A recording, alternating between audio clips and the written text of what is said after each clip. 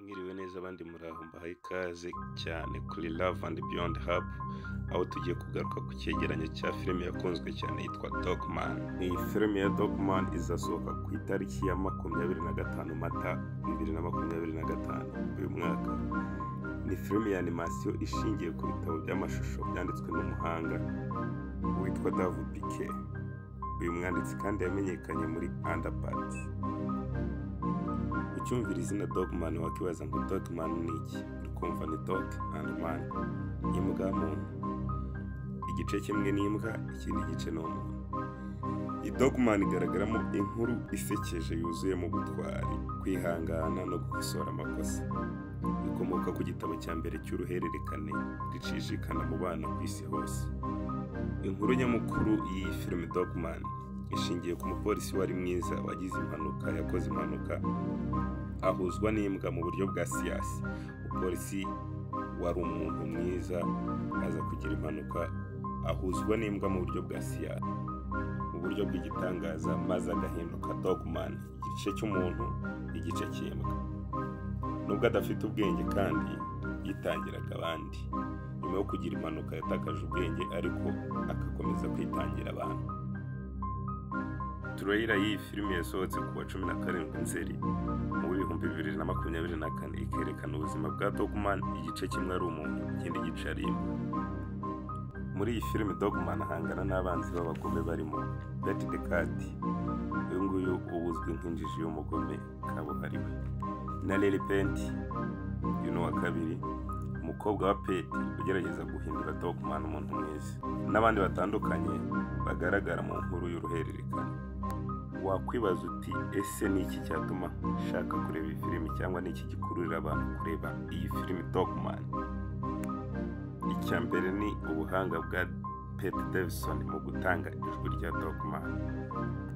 Icya kabiri ni umuhanga urimo mu gusesengura ibitabo, n'isesengurwa ry'ibitabo. Uruhererekane rwa Dogman rwatumye hagurishwa kopi zirenga miliyoni 50 ku isi hose.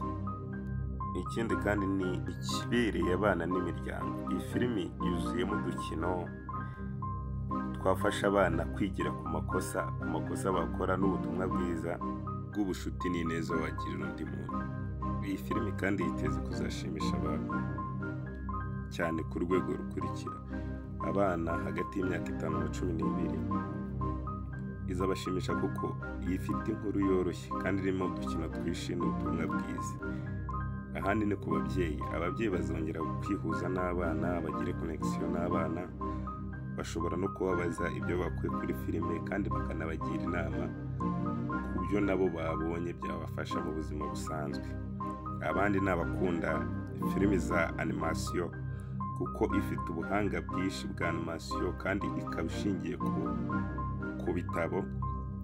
Inkuru yayo ishingiye ku bitabo byandifasha umuntu no kumenya uko yakora filime nk'iyi animation bitewe n'uko nawe ari kubona afite script yiwe. Niki twakwitega kuri iyi filime? Iyi filime izasohoka ku itariki 25 Mata 2025. Izaboneka mu masinema ndetse ishobora no kuzanyura kuri live streaming platforms nka Netflix na Amazon Premier Videos. Icyo twayitegaho ni filime nziza, ibereye kandi iryoshye, irimo ubuhanga bwinshi. Mwifurije kuzayireba. Tugaruke ku matariki izagenda isohokeraho naho wagenda uyisanga. Iyi filime yasohotse bwa mbere ku wa 15 Mutarama 2025 mu iserukiramuco mu Bufaransa. Ku isoko rusange yasohotse ku mugaragaro muri Amerika ku wa 31 Mutarama 2025. Kuyireba kuri internet guhera ku wa 18 Gashyantare 2025. Iyi filime yabaye iboneka kuri serivisi za digital kuva ku wa 1 Mata 2025. Yabaye iboneka kuri DVD na Blu-ray. Naho mu Rwanda ushobora kuyibona kuri Netflix cyangwa Peacock bitewe n'igihe cyangwa n'amasezerano y'ubufatanye. Tugaruke ku bantu bakinnye iyi filime, abakinnyi bayikinnye n'amajwi yagiye akoreshwa. Dogman yakinwe na Peter Hastings, atanga n'amajwi y'uyu mukinnyi ukina utavuga ariko agaragaza amarangamutima. Beat the Cat amajwi yatanzwe na Pete Davidson. Lil Pint amajwi yatanzwe na Lucas Hopkins. Shelf amajwi yatanzwe na Lily Derihoe. Sarah Hatoff amajwi yatanzwe na Isra Fisher. Flip the Fish amajwi yatanzwe na Ricky Gervais. Wakwibaza ngo kuva iyi filimi Dogman yakinwa imaze kugera kuki? Iyi filimi ifite uburebure bw'iminota 89 n'iyimara yatanzweho miliyoni 40 z'idolari. Ubu ngubu imaze kwinjiza arenga miliyoni 137 z'amadolari. Ikaba ari iya gatandatu muri filimi zinjije amafaranga menshi muri uno mwaka wa 2025. Ikaba yarahawe amanota ya IMDb 8.3 ku 10.